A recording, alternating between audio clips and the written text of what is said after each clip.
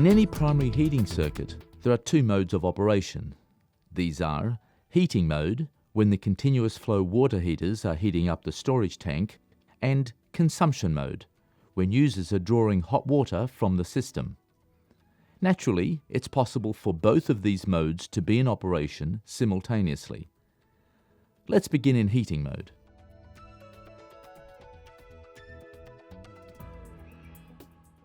When first commissioned, the complete system is cold. The thermostat located near the bottom of the tank will register a temperature that's below the cut-on set point. This will activate the primary pump, which in turn will activate the water heaters.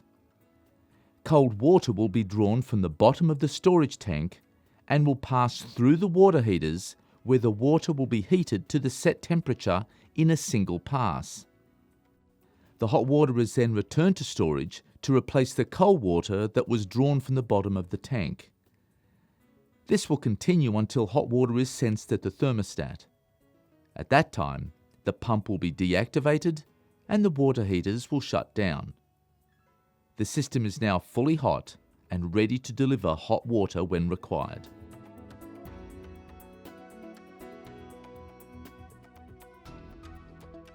Let's look at what happens when hot water is drawn out of the system. Here we have 4 shower heads, each one using 4 litres per minute of hot water. To understand how this works, we need to balance out 3 separate water flows. Firstly, the hot water that is consumed by the building must be balanced by the cold water that enters the building. So if 4 litres per minute is being used, 4 litres per minute must enter. Secondly, when the pump is activated, the flow through it is constant. In our example, it will be 12 litres per minute. So when the TankPak pump is on, we will assume 12 litres per minute of cold water enters, and so 12 litres per minute of hot water must leave. Thirdly, the system operates under mains pressure. Cold water that is drawn out of the bottom of the tank is immediately balanced by hot water that enters at the top, and vice versa. The flow rates, top and bottom, must be identical. To make the flows easier to follow, we'll fade out the TankPak so we can focus on this 12 litres per minute in and out. Let's now turn on one shower head, which will use 4 litres per minute. As the shower consumes hot water, the same amount of cold water enters the building. At first, the tank is at temperature and the TankPak pump is off. The path of least resistance is through the tank, and so 4 litres per minute of cold water enters the bottom of the tank and displaces 4 litres per minute of hot water from the top of the tank to the shower. Let's now look at what happens when enough hot water has been replaced by cold water for the tank thermostat to register a temperature that's below the set point. This will cause the TankPak pump to activate, which changes the water flow considerably. We still have 4 litres per minute of cold water entering the building, but the TankPak pump flow rate in this example is 12 litres per minute. That's 12 litres per minute into TankPak and 12 litres per minute out. So to supply this 12 litres to the pump, we have 4 litres from the cold water supply and 8 litres will be drawn from the bottom of the tank. The shower only requires 4 litres per minute, so the 12 litres of hot water that exits the TankPak is split between the 8 litres that goes back to the tank and 4 litres that goes to the shower head. In this way, TankPak heats the hot water in the tank from the top down using its excess capacity until the thermostat reaches set point, at which time TankPak will shut off again.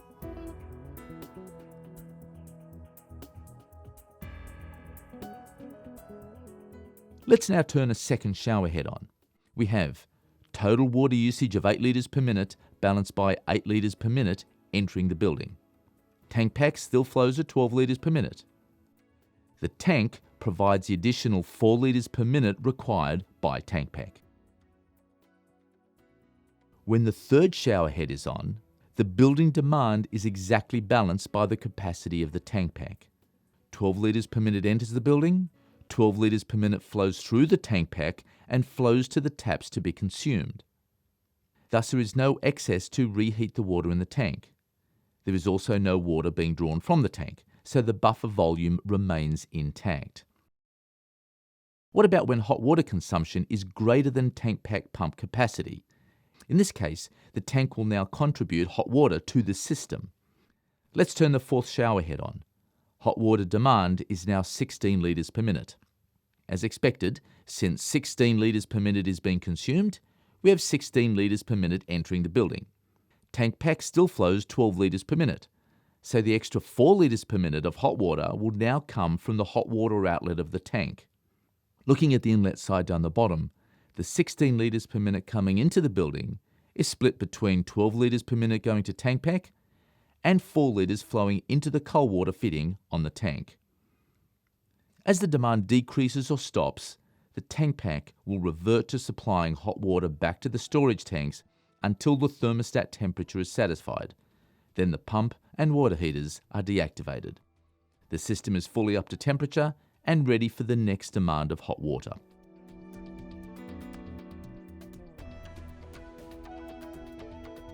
Of course, in commercial applications, most buildings are connected on a flow and return circuit, using a building return circulator to keep the lines hot and at the ready.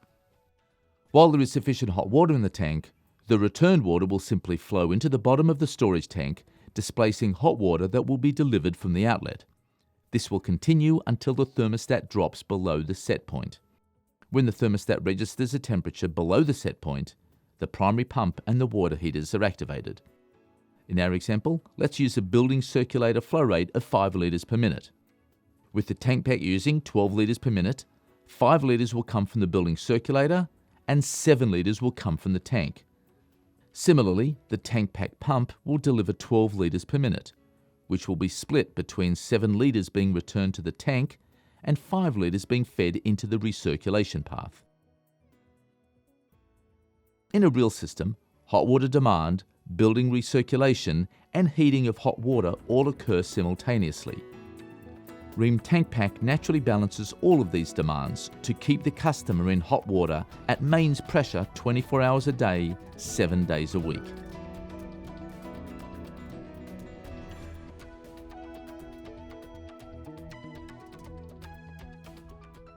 Rheem Tankpak uses the innovative top-down heating method to tank heating, to provide mains pressure performance to all taps, to provide the coldest water at all times to the water heaters, to extract maximum output and efficiency from the water heaters, and to provide redundancy by allowing the storage tank to be isolated and replaced without the need for shutting the system down, keeping the customer in hot water. And Rheem Tankpak has more industry-leading features such as 6-star water heating source, structurally certified galvanized steel frames, fully assembled and tested in our factory, and is available in a range of sizes and configurations from 2 to 18 water heaters in wall mount, floor mount, and back-to-back configurations to suit almost any plant space requirement.